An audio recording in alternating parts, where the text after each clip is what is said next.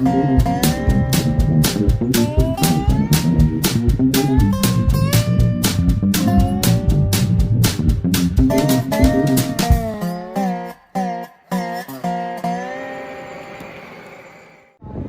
guys, I am here at my favorite display at the show. Some colorful equipment of New England short lines. Let's go across. We have the Naugatuck Railroad Jeeps, Mid-Coast Rail Service 2308. I'm gonna have to take pictures of that one. We have the Hobo Railroad, and I don't know what that is, I gotta be honest. Pioneer Valley and Mass Central, a couple of local short lines here. We have the Housatonic 22, a phenomenal model. I'd love to own one of those. A couple more engines, I don't know what they're from. If you know, let me know. We have the Maine Northern, Eastern Maine, and New Brunswick Southern, the J.D. Irving family of railroads. The Bat and Kill 4116, I've seen that one. I got pictures of that one. 605, currently out of service. 5015, recently repainted into the D&H experimental paint scheme. And the Southern New England 5012, which is now wearing, or no, wait, no, that 5015. This is 5012. This is 5015 before the paint and after. Okay, sorry for the confusion. Alco 5, now in Corinth, and Alco 3021, also now in Corinth. I caught the move, special move on that. 2208, which I'm guessing was the Rockland branch locomotive. Conway Scenic 255, former Clarendon and Pittsford 203. Some nice B&M, Springfield Terminal, Guilford stuff. Of course, you have the Boston and Maine F unit pair, 4266 and 4268. Those are on the Conway Scenic. Connecticut Rail, like I said, I call these the New Haven trains. GP40, P42. I saw a few of those yesterday. MBTA F40. Another B&M, more older stuff down here. Lots of older stuff. All right, final panel. Vermont Railway 209, Vermont Rail System. This is the new paint. I caught this one recently after being repainted last fall, pulling the AAPR coach train. 313, former New Jersey Transit, goofy thing. This will be pulling passenger trains on the Vermont Rail System. LTEX 3011, not sure where that one is. Mass Coastal 2012. MEC 507, Guilford Rail System Heritage Unit. And I think this is the engine from the Down East Scenic. NECR 2048 and Berkshire and Eastern 4099. I think that's a fantasy because that one doesn't exist. Seaview Railroad, a couple of their, Milford and Bennington, can't forget them. And that literally is all of the railroads in the better half of New England. The Reading Railroad layout. So we're here at the end of the layout and it's like, oh, that's not very big. Well, look, it goes like 1/8 of a mile that way. So we're gonna walk and see how long it takes to get down there. There goes a high rail. That's running a lot smoother than my high rail ever has. Okay, let's, we got a lift bridge here. We got a mine. Reading Railroad was an anthracite road, and the Reading and Northern today continues to be one. Huge coal yard here. Lots of coal cars, like a lot. Oh, excuse me.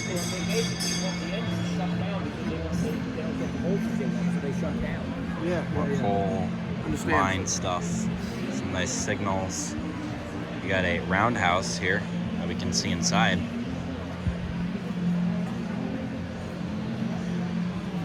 Lots of impressive Reading steam. I have a Reading T1, the precision models, that I had to completely rebuild. Rebuild both trucks, all the wiring. Oh, a Camelback. It's a Camelback. Okay, hold on. I'm gonna pause the recording to take a picture of this. And we're back. I got my picture. We have Hershey Park. I was gonna say. This is Hershey. A icon of Pennsylvania and an icon of Pennsylvania railroading as well. All the silos for all the inbound materials. And the Hershey plant is still rail served to this day. This seems like the more modern part of things with these signals. The steel mills, another important part of Pennsylvania railroad heritage. Unfortunately, most are gone. I think there's still some in Pittsburgh. I've been by the one in Bethlehem, Pennsylvania. These are very cool. I could spend all day looking at some of these models. We have the receiving yard up here, and it looks like we got an inbound coming in. Some nice old signals. Those don't have heads, but I think those are supposed to be searchlights.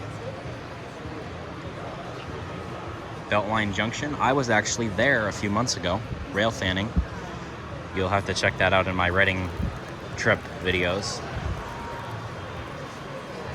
This layout, I'm gonna spend 30 minutes here because, yes, trailer and flat car yard, Reading stuff. Auto frames. These are always fun loads. These are really cool. Of course, you have the auto parts box cars, the open top auto racks, more auto parts box cars, auto frames. Lots of manufacturing related cargo here in the Northeast. Got a C6, I want to say that's a 636. And a couple of Jeep 30s. Here comes an empty coal drag.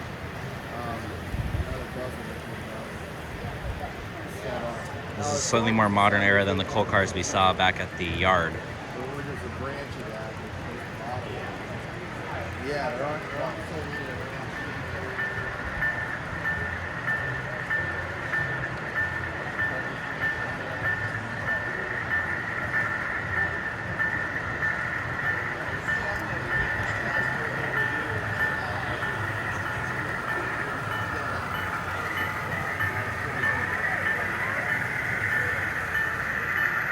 And I said I would video to the end, so I will. We have a couple more factories. Here comes a partial. This looks like a manifest with some coal on front.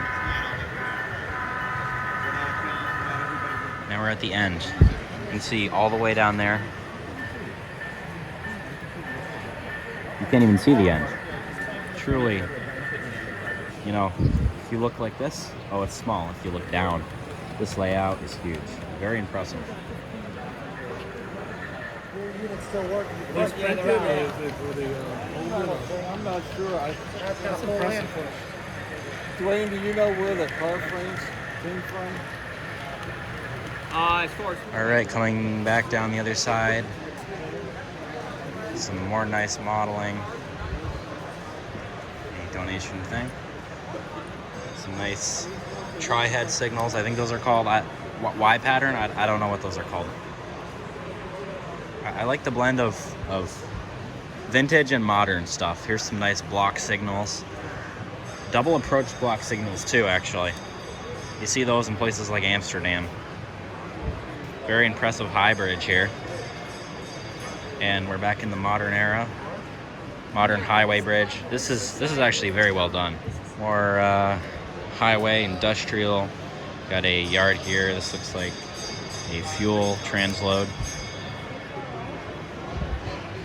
And now we are in the Seashore Lines part of the Reading Seashore Lines, it looks like. Some more nice signals. A very nice lift bridge. Tugboat. Intermodal yard. This is like New Jersey, the ports of New Jersey, Newark, etc. That's cool to see. Mainline bypasses.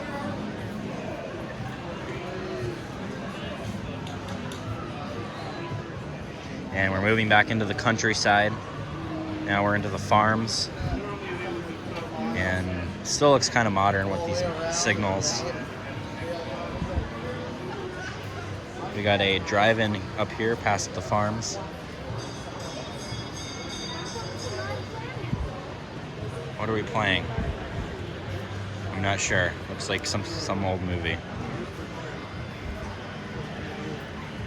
Back into this scenery and tunnels. Looks like we're in the hills now. There's a train coming out right here.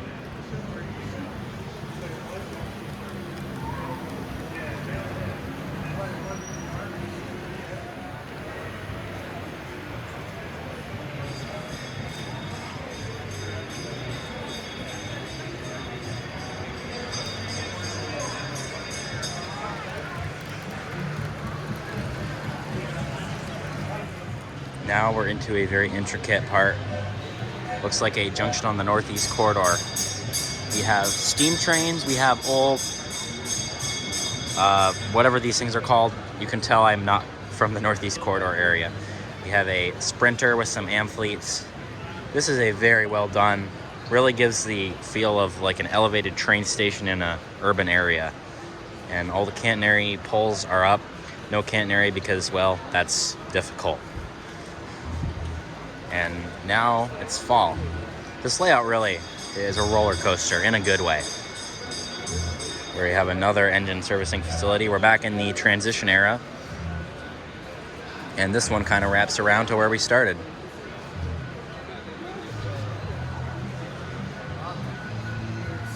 And here we are back in the transition era yard with a little modern twist, the NS 1067 Reading Heritage Unit. It's Sodor. It's actually two different Sodors. Salty's pulling the Scrap Yard Express, and we got Tidmouth Sheds here, and there's more Sodor over there.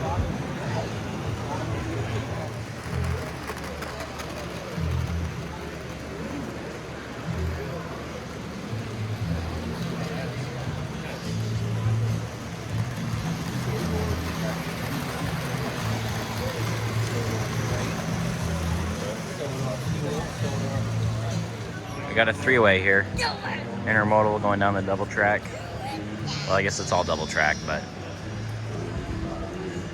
an interesting Amtrak. I was just looking, going, why is there even a switch here? There's no current.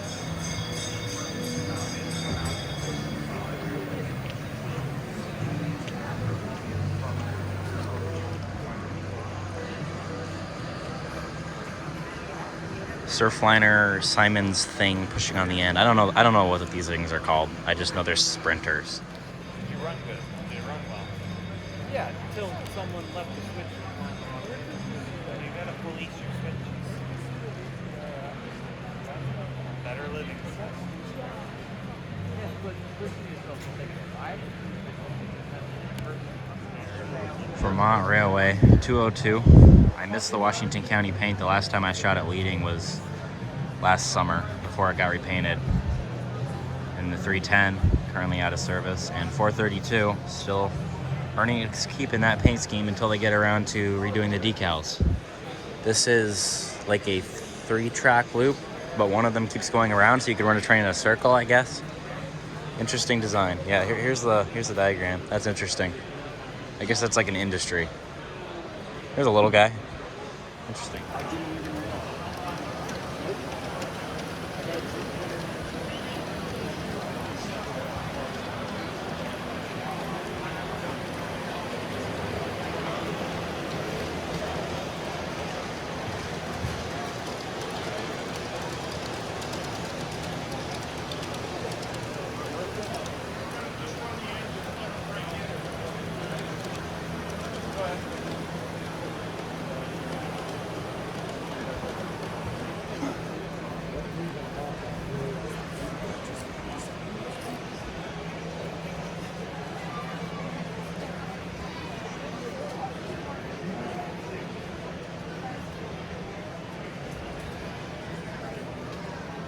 There's a familiar face. 9317. Okay, now this is cool. This is a what if. What if the Reading still existed? What if Conrail never happened? And what if this was what they're doing now? Intermodal trains with these big EMDs, new paint scheme. No, it's interesting to think about. Rolling through Hershey Park. Triple track main line. Nowadays it's double track. Sounds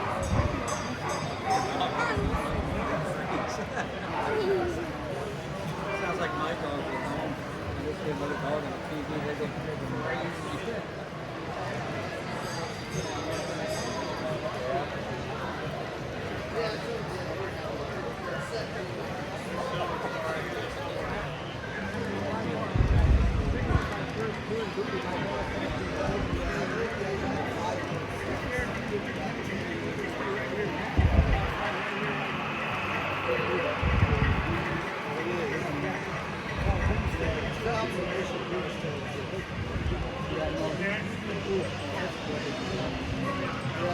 All right, we're in the vehicle model section. So we have vehicles, vehicles, vehicles, and more vehicles. This is the 187 Vehicle Club display. So we have some large ones and we have some smaller ones. You know, your regular vehicles that you see every day, or maybe you drive one of these.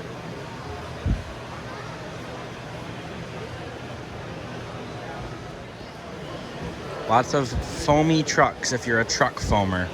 I honestly didn't know there were truck foamers until not too long ago, but they exist.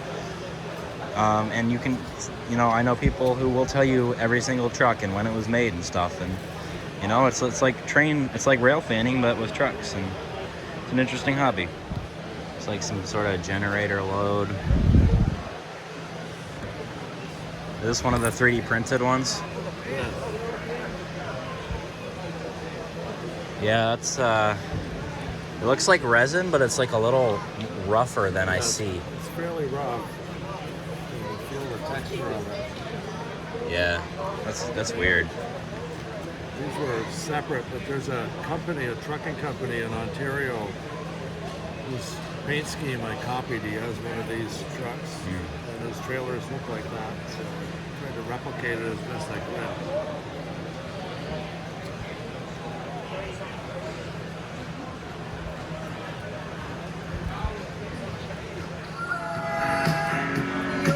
I wonder what radius this is. This is like derailed radius right here. I didn't even know Flex Track could flex that much. This is very interesting.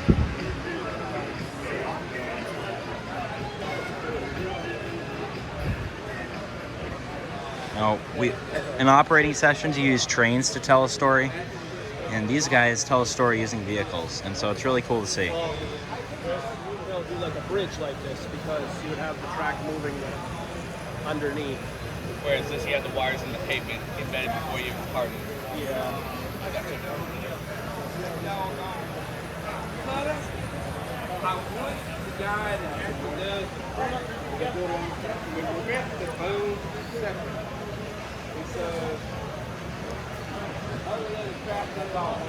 My eventual hope is to make a mono railroad launch where it just goes into play. Yeah, it's a lot of ahead of time work, you know? Yes. So you put DCC in that? Yep. That's awesome.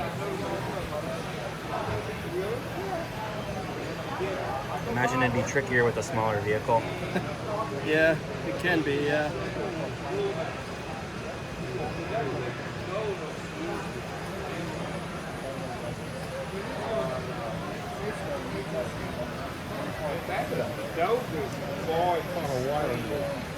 It's like magic, isn't it? If you don't know how these work, there's a magnetic wire embedded in the pavement. The vehicles have motors and batteries on board, and the magnet wire kind of does the rest. Maintenance away stuff, CSX. This stuff's cool.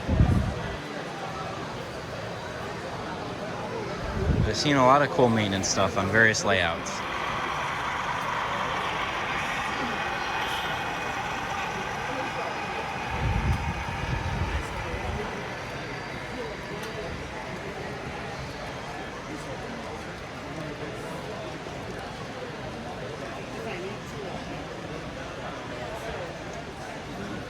Looks like we have a narrow gauge layout here.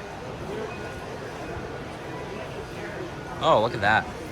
Is that just the math doesn't add up here. That locomotive can't be on this track, but this is really cool.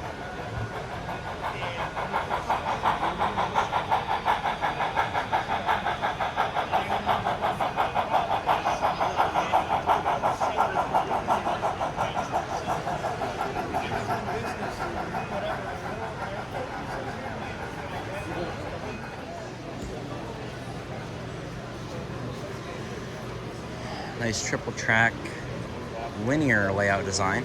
You go out one way, you run the loop, and you come back.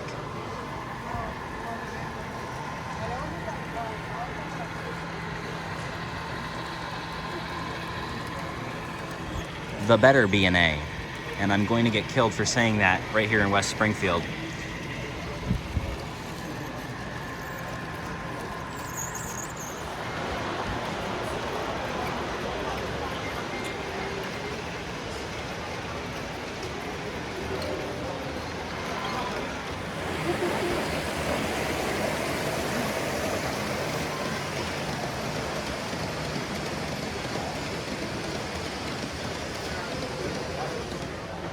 I've been here all day and yesterday, and I still haven't shot this layout, so that's what we're gonna do.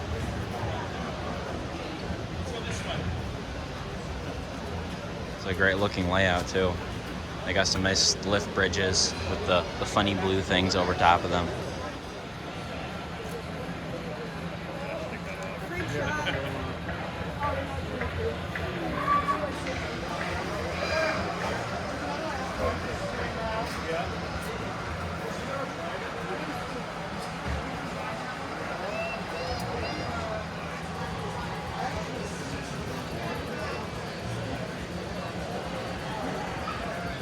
Mini Chicago Northwestern coal train.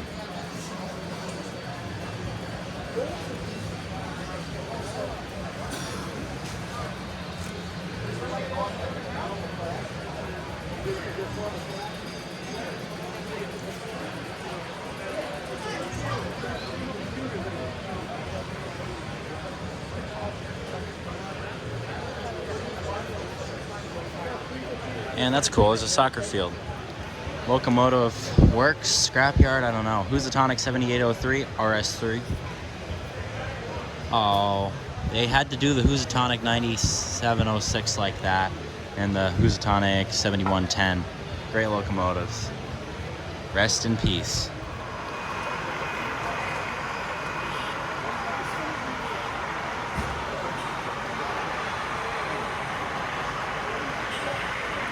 That's not realistic. A clean NS-9. Oh wait, am I stupid? It's an ES44. Yes, why did I think that was a -9? I am so tired, guys. If I think an NS 8100 series is a -9, you know I need to take a break.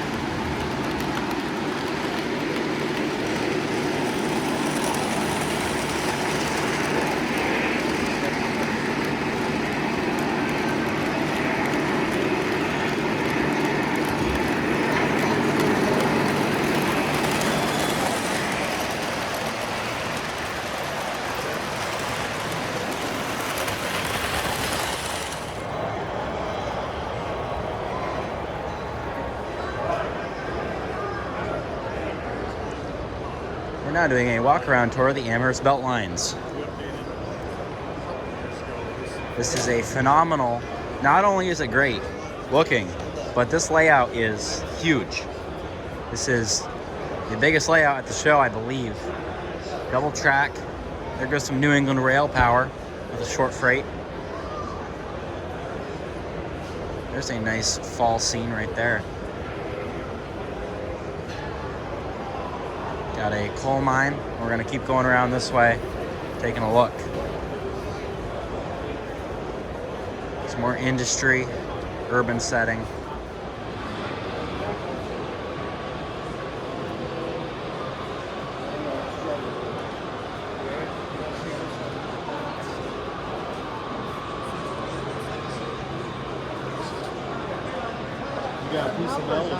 Nice power shops here. MBTA with the Mass Coastal Leader. Got some caboose down here. And lots more modules, and we'll come over here and take a look.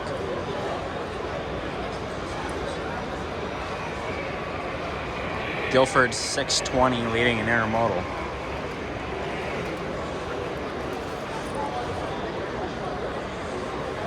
Lots of power in the yard.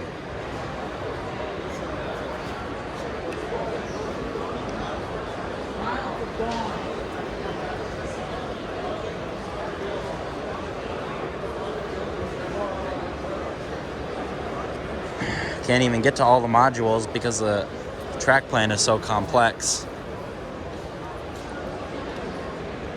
Little B&M shops area. More shops. That's always fun to see. Okay, here's a Dash 8 and a Dash 9, and I didn't get these wrong this time. UP 1111. And there we are on the camera of that locomotive. Oh, it's laggy, but there we are. You can see me filming.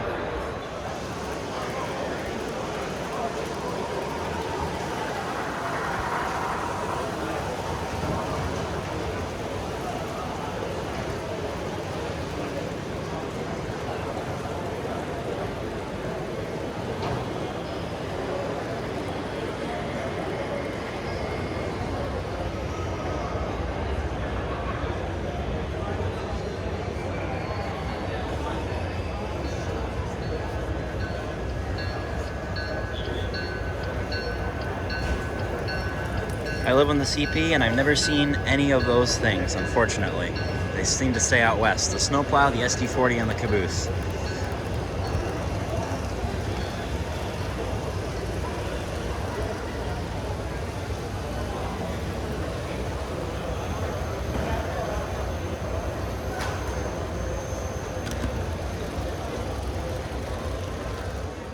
Look at this.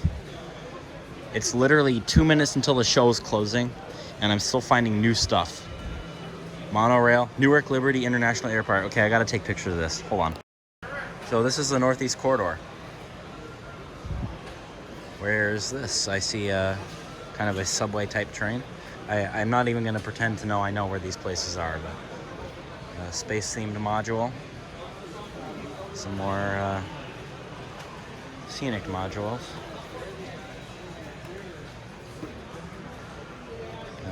Nice elevated line. Oh, this one's actually pretty cool. Lots of switchbacks to get to the mines and stuff. More, there's one, it looks like a river, but it doesn't have a river. That's interesting. Hi Harrison, like your channel. Thank you. Have a little town with a little mass transit thing. I don't know.